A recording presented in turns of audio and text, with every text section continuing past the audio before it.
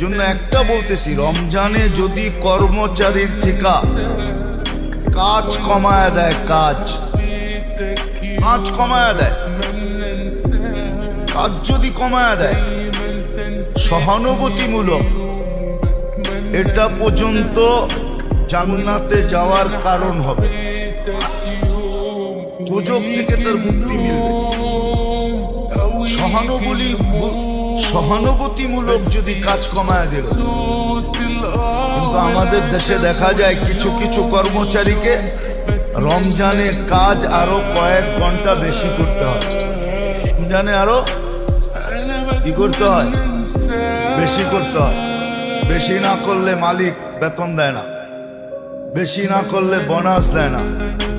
হ্যাঁ, ওই খাতগুলা চোখে দেখায় দেওয়া যায়, ওই খাতগুলা চোখে দেখায় যাওয়া যায় যে ওই সমস্ত দোকানে, ওই সমস্ত প্রতিষ্ঠানে যারা কাজ করে ওরা রমজানে আরো 2-4 ঘন্টা বেশি দিতে হয়।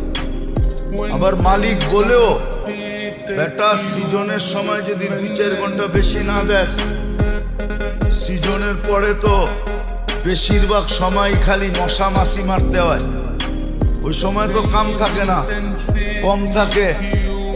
রমজানে বেশি দিবি না তো দিবি কোন সময়?